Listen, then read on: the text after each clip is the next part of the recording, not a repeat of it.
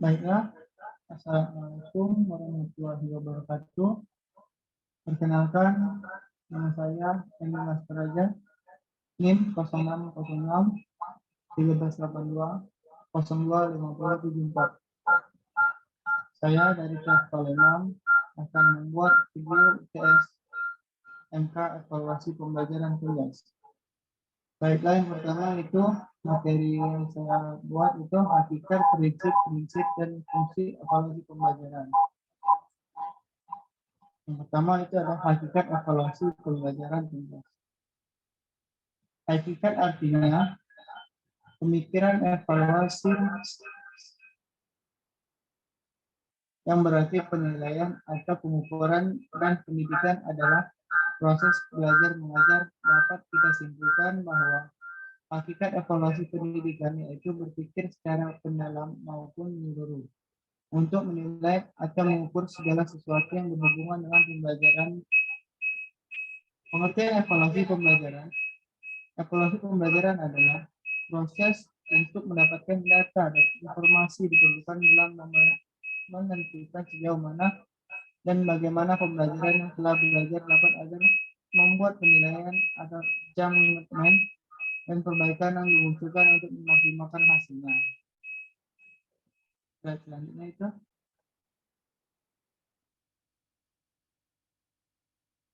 ada prinsip evaluasi pembelajaran. Yang pertama itu ada sahih, yang berarti penilaian didasarkan pada data yang mencerminkan kemampuan yang diukur. Yang kedua, objektif, berarti penilaian didasarkan pada prosedur dan kriteria yang jelas, tidak dipengaruhi subjektivitas penilai. Yang ketiga itu ada adil, berarti penilai tidak menguntungkan atau merugikan suatu peserta didik karena kebutuhan khusus serta perbedaan latar belakang, agama, suku, budaya, adat istiadat, status sosial, ekonomi, dan gender. Terus yang keempat itu terpadu, seperti penilaian merupakan salah satu komponen yang tidak terpisahkan dari kegiatan pembelajaran. 5. Terbuka, berarti prosedur penilaian, kriteria penilaian, dan dasar pengambilan keputusan dapat diketahui oleh pihak yang berkepentingan. Slide selanjutnya itu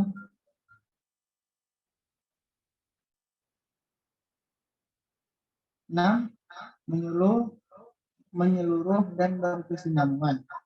Berarti penilaian mencakup semua aspek kompetensi dengan menggunakan berbagai teknik penilaian yang sesuai untuk memantau dan menilai perkembangan kemampuan peserta didik. Yang ketujuh ada sistematis. Berarti penilaian dilakukan secara berencana dan bertahap dengan mengikuti langkah-langkah yang baku. Selanjutnya yang ke-8, penentuan kriteria. Seperti penilaian didasarkan pada ukuran pencapaian kompetensi yang ditetapkan. Selanjutnya ke-9, akuntabel. Berarti penilaian dipertanggungjawabkan baik dari sisi mekanisme, prosedur, teknik, maupun hasilnya. Nah, itu ada C, fungsi evaluasi pembelajaran.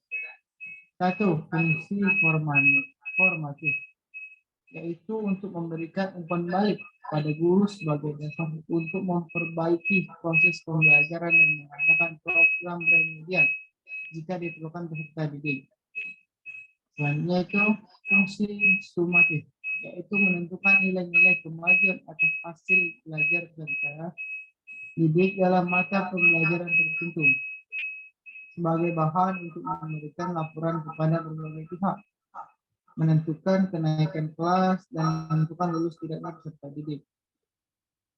Yang ketiga itu fungsi diagnotik, yakni untuk memahami latar belakang, meliputi latar belakang psikologis, fisik, dan lingkungan peserta didik yang mengalami kesulitan belajar, yang menghasilkan dapat digunakan sebagai dasar dalam memecahkan kesulitan tersebut. Yang keempat itu fungsi penempatan, yaitu fungsi menempatkan peserta didik dalam situasi pembelajaran yang tepat, misal dalam menentukan program spesialis sesuai dengan tingkat dan kemampuan peserta didik tersebut. Baiklah, itu materi untuk hakikat dan pembelajaran.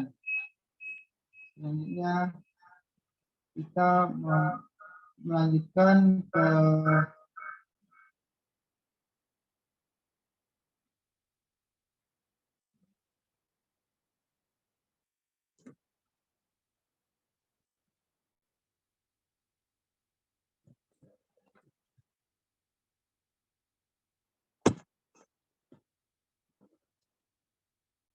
selanjutnya itu pindah ke kisi-kisi soal.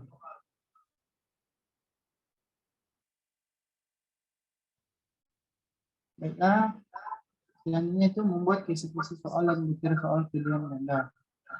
1. Kisi-kisi.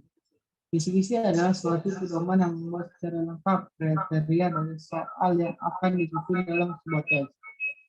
Di dalam konteks penilaian hasil belajar, kisi-kisi disusun berdasarkan silabus seperti mata pelajaran. Penyusunan kisi-kisi merupakan langkah penting yang harus dilakukan sebagai penulisan soal.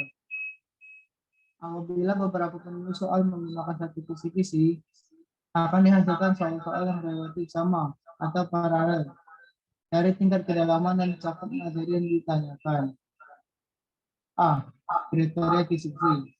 Kriteria kisi-kisi itu terdiri dari 3, yaitu 1. Mengacu pada materi belajar sesuai kurikulum. Yang kedua, memiliki komponen dengan informasi yang jelas dan mudah dipahami. Ketiga, menggunakan 1 atau lebih kata kerja operasional dalam salah satu rumusan indikator. Selanjutnya itu B, komponen kisi-kisi. Komponen yang diperlukan dalam sebuah kisi-kisi disesuaikan dengan tujuan tes. Komponen kisi-kisi terdiri atas komponen identitas dan komponen matriks. Komponen identitas diletakkan di atas komponen matriks. Komponen identitas meliputi jenis atau jenjang sekolah, program studi atau jurusan, mata pelajaran, tahun ajaran, kurikulum yang berlaku, alokasi waktu, jumlah soal, dan bentuk soal. Gunakan komponen-komponen matriks berisi komponen dasar yang diambil dari kurikulum kelas dan semester, materi, indikator, level kognitif, dan nomor soal. C itu ada langkah-langkah menyusun kisi-kisi. 1. Menentukan KD yang akan diukur. 2. Memilih karakter yang esensial. 3. Merumuskan indikator yang mengacu pada KD dengan memperhatikan materi dan level kognitif. Itu kriteria pemilihan materi yang esensial adalah sebagai berikut. 1. Pendalaman dari suatu materi yang sudah dipelajari sebelumnya. 2. Merupakan materi penting untuk dikuasai peserta didik. 3. Materi sering diperlukan untuk mempelajari mata pelajaran lain. 4. Itu materi berkesinambungan dengan semua jenjang kelas. Yang kelima, materi memiliki nilai terapan tinggi dalam kehidupan sehari-hari. Selanjutnya itu D, syarat kisi-kisi. Mewakili isi kurikulum yang akan diujikan, komponen-komponen rinci, jelas dan mudah dipahami. Indikator soal harus jelas dan dapat dibuat soalnya sesuai dengan bentuk soal yang telah ditetapkan. Selanjutnya itu E, pemilihan materi esensial. 1. Pendalaman 1 dari materi yang sudah dipelajari sebelumnya. 2. Merupakan materi penting untuk dikuasai peserta didik. 3. Materi yang sering diperlukan untuk mempelajari mata pelajaran lain. Yang keempat itu berkesinambungan pada semua jenjang kelas. Yang kelima, materi yang memiliki nilai terapan tinggi dalam kehidupan sehari-hari.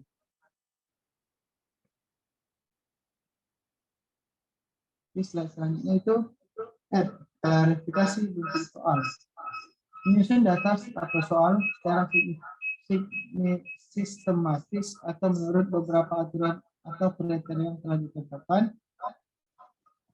Jumlah soal kadang-kadang perlu memiliki KD yang esensial. Adapun kriteria memiliki KD yang esensial adalah 1.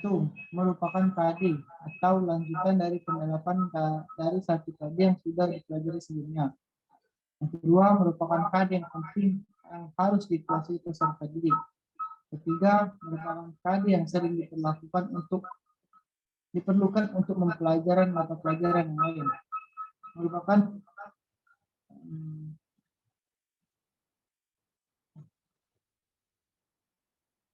Merupakan keadaan yang keempat itu merupakan keadaan yang berkesinambungan dengan pergerakan pada semua jenjang kelas. Yang kelima merupakan keadaan yang memiliki nilai terapan yang tinggi ke depan kehidupan sehari-hari.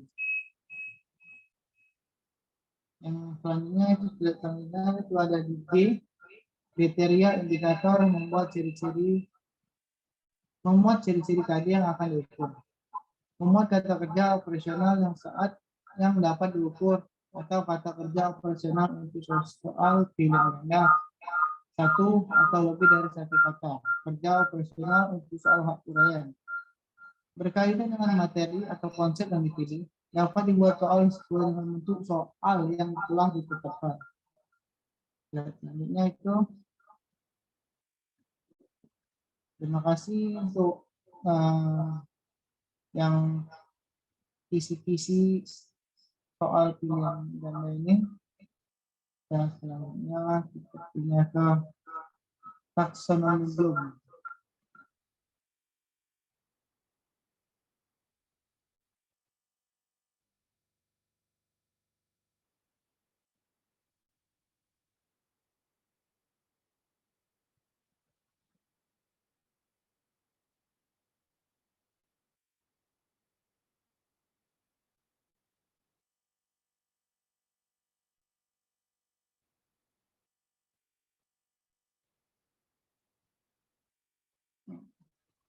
Taksonomi Bloom, baiklah kali ini kita akan mempelajari atau memahami taksonomi Bloom.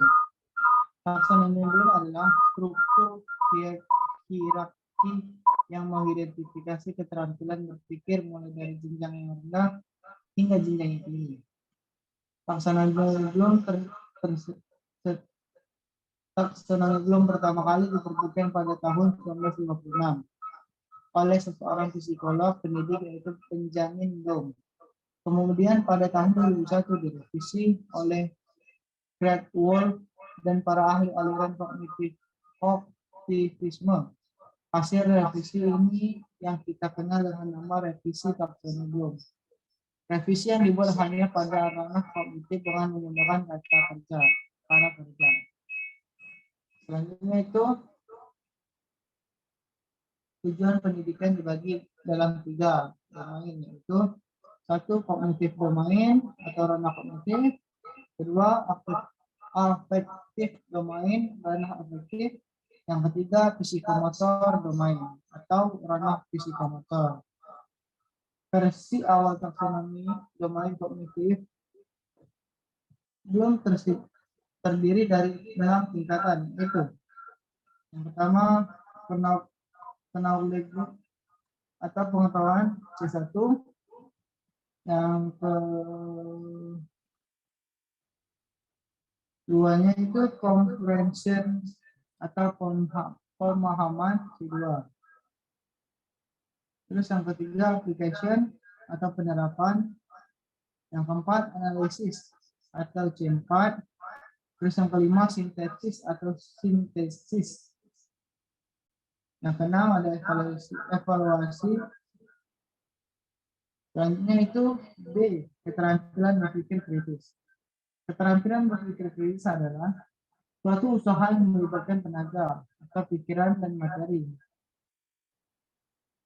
Berpikir reflektif dengan menekankan pada pembuatan keputusan tentang apa yang harus dipercayai atau dilakukan. Dan C,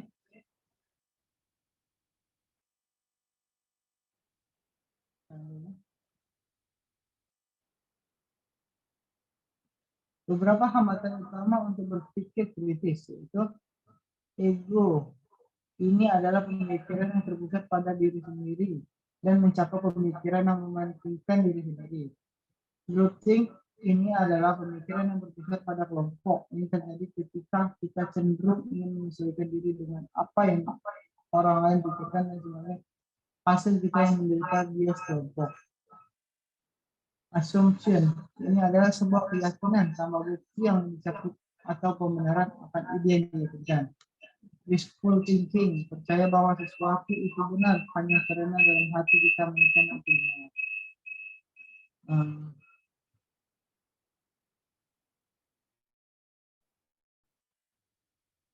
Baiklah,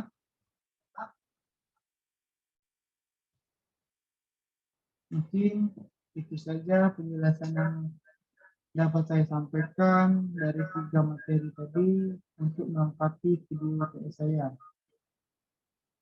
Saya akhiri. Wassalamualaikum warahmatullahi wabarakatuh.